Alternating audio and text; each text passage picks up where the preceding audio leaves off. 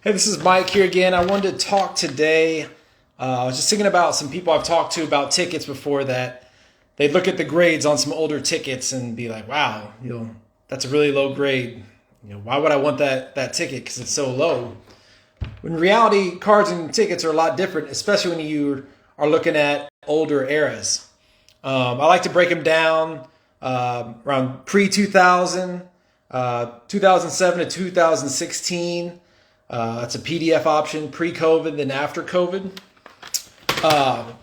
Example I pulled is the 81 NFC championship game ticket between the Niners. And let's see if I can get that. Get a better look at that. It's a 1981 NFC championship game ticket. There we go. A little better. See if we can get that. But basically it was the Montana to Clark, the catch. Pretty famous. And as you see, is graded a 2. So the 1981 NFC Championship game, there you go, graded a 2. So you'd say to yourself, wow, that ticket, that's a super, super low grade. Well, in reality, it's about the 5th or 6th highest grade. So it kind of shows you what kind of quality you're dealing with, especially with older tickets. And this is basically 1981. So when you think about that, you see low grades on tickets, especially for the newbies out there that aren't big into tickets, just remember, take a look at that pop report and don't ever let a low number grade ticket scare you away.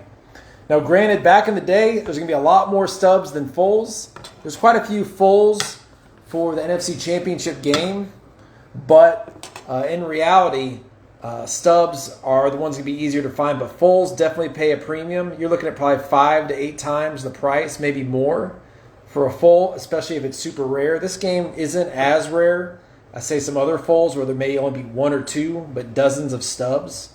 But you're definitely always go for the full if you can, but you're going to pay a premium. Another example I like to pull out is kind of the era from 2007 to 2016. I pulled out a Jordan Game 6 Finals ticket. So, this is a really popular ticket. It's Jordan's The Shot ticket. It's gone up quite a bit since 2 or 3 years ago when I picked up a few. This one has a grade of 3. And you're thinking, 3. That's not that great. That's super low.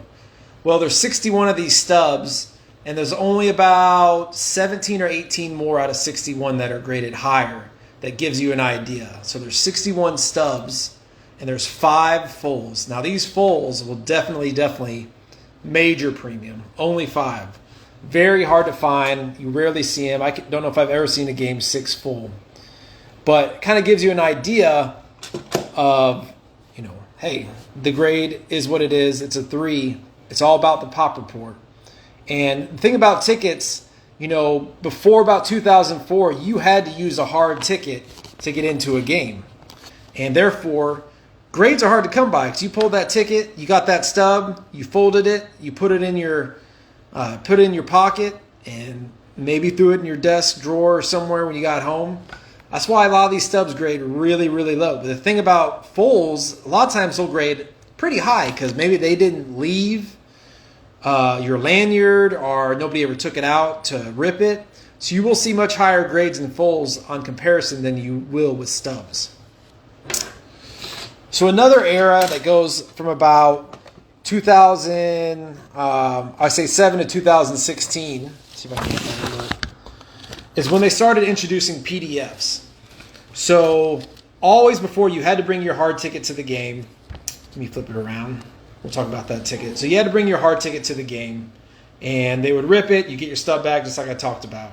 But around this era, they started saying, hey, if you want to convert your ticket to PDF, all you got to do is print out your PDF, and we'll scan it.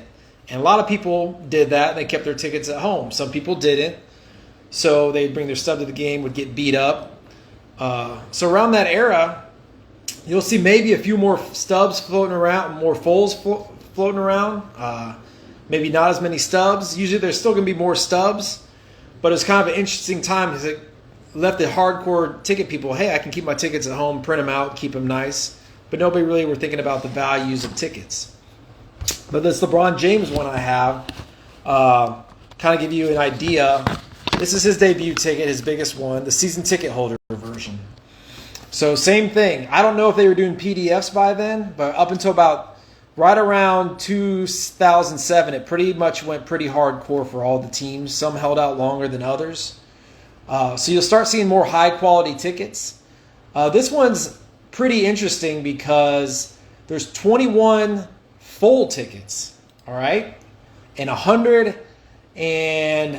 38 stubs and 21 fulls. Now, for being 21 fulls, I don't know if I've only seen 3 or 4 out there. People just do not sell them. And, I mean, there's definitely going to be a multiple behind them. 3, 4, 5, 6, 7, 8 times. But there's a lot of fulls out there compared to stubs. Like I said, 21 fulls and only 38 stubs. So this stub is graded a 3. And you look at the pop report, and there's 34 stubs. And there's 5, 6, only 8 graded higher out of 34. That kind of gives you an idea of the quality of stubs out there. For fulls, there's a total of 21 fulls. Now, 11 are authentic, and I'm going to show you the pop report right now. So the pop report on the fulls for the LeBron James, look at all those authentics. There's a good chance people probably sent those into PSA and said, you know what, I don't care about the grade. I just want to know that it's authentic. So, I can tell you there can be value to be found if you're buying fulls in the future that says, hey, you know what? Kind of like I did with my Willie Mays ticket. I'm going to crack it, send it in, get a grade on it. It's definitely going to up the value. But you kind of see how things start to change as years go along, and grades, you're going to start seeing higher grades, more of the hard tickets, which leads me to 2016 NBA Finals Game 7. So this is the LeBron block game, Game 7 winner, first title in Cleveland. Now this was all PDF.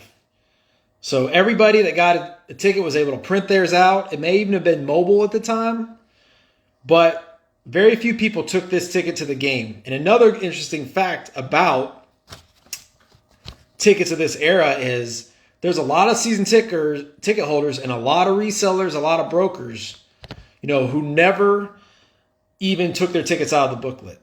So there could be a broker, reseller, scalper, whatever you want to call them, who may be sitting on dozens and dozens of tickets, in the era from 2012 to 2020. So if there's a high quality ticket or a ticket you're looking to get of that era, now it becomes very crucial to have a very high grade because, like I said, people didn't pull them out of the booklet to use them. They kept them at home. They're sitting on a lot. So you're talking just like baseball cards. 9s and 10s are key. If you start pulling a 2 in a ticket like this LeBron one, it might as well be close to worthless. You're looking at, instead of a 10 going for 5, 6, 7, 800, you're probably looking at a 2 or authentic going for $50. So very, very, very important. The pop report, like I said, on this one, this Game 7 fulls, 188. I don't even think they have any stubs graded because everybody kept them in their booklets and very few people brought them to the game, that wanted to hold on to them in the future. And a lot of the tickets floating out up here are from resellers and brokers that basically sold their ticket and sent the PDFs off. So that's a lot of tickets of that area, 2012, 2013, on. So just remember that when we're talking 2017, 2018, 2019, around 2014, quality, full ticket is paramount. Things can change depending on what the team did. Some held out for a while and didn't do PDFs or mobile. Pre-2000, it was all hard tickets. Today, though, it's very, very rare in the post-COVID era to ship out hard tickets. So it becomes really hard now. Hey, if I want to get a ticket of this game or this guy's debut, how do I do it? Well, a lot of the message boards have talked about, going to the game and saying, hey, I don't have my phone. My phone's dead. Can you print me out a ticket? That's worked at some places. Some are hardcore. We will not do it. Other people will say, go to the guest services and show them your ticket and be like, hey, can I get a hard ticket for this event? They'll print you one out.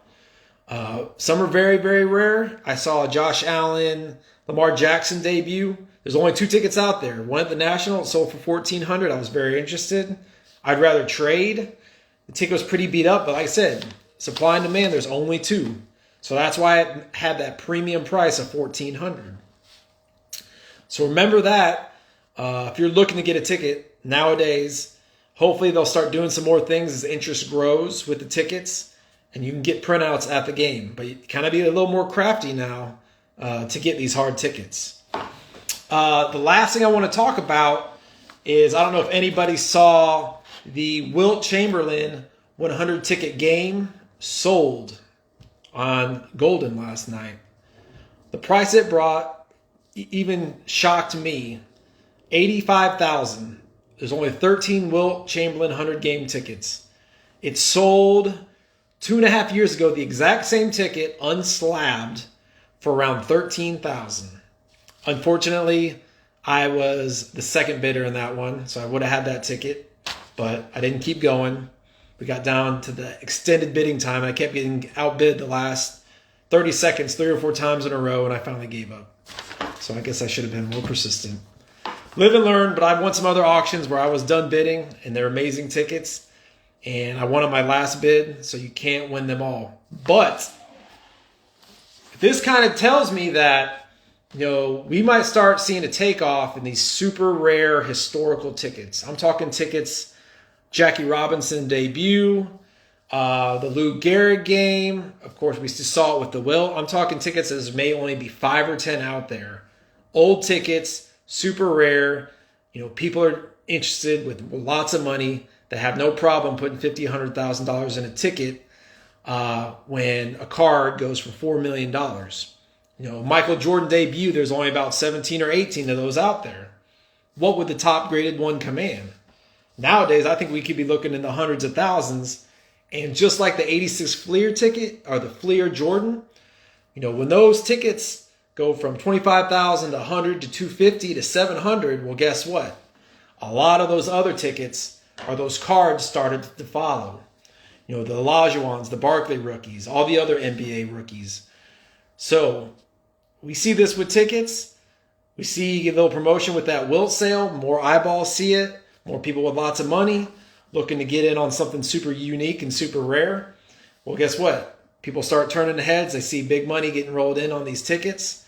And who knows? We could be close to things really starting to take off.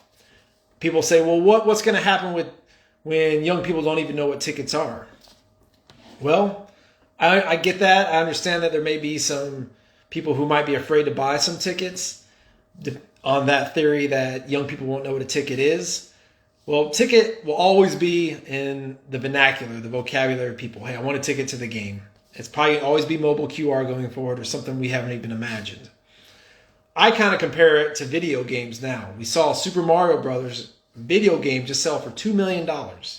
In the next 5 years, how many kids are going to go to the store to buy video games?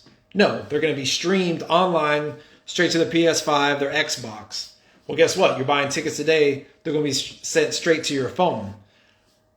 Super Mario Brothers just sold for $2 million. There's only a handful of those sealed games. I'm talking now with the Jackie Robinson, the Honus Wagner of tickets. What will that command? There's only 7 or 8 of them out there. People love Jackie. And like I said, the market setter, say the 86 Fleer Jordan of the Jackie goes for something, everything will follow. The Mario Brothers went for $2 million. Guess what? We might be seeing a lot of things creep up. For people holding tickets, that sounds great, right? My ticket's going to be valued a lot more than they are today, but collectors, there's also the downside. Like people were buying cards, it's starting getting frustrated. The price of packs, the price of the wax cards, things like that. So we have a real interesting time coming up, especially with tickets, with what we've seen going on with cards and video games. A lot of this alternative asset stuff, a lot of it's happening because people are just throwing money into the economy, into the markets. Money is cheap right now. Well, where are people going to put their money? Well, they only want to put so much money in the stock market. They only want to put so much money in crypto. They only want to put so much money in other assets where they start going like they did to baseball cards, like they started doing with video games, with other collectors. I think tickets are just kind of the next thing where people are like, well, you know what? This is a lot like tickets. It's graded. I get it. They're cool. I see a lot of interest from people at shows. You don't see as many trigger pulls as much as people buying cards, of course. But it's a supply and demand thing. The thing about tickets, the supply out there is very, very low, especially for tickets, in the pre-2000 era where you had to use that hard ticket to go to the game. So let's keep an eye on what's going on out there. See if we get any big sales in the future. Love to see somebody put a big Jackie out there for sale. One of those iconic tickets or like a high-graded Ruth Called Shot ticket. See what happens. We got some interesting times coming up. Hopefully get some more videos out, especially with football coming up. I'm really excited.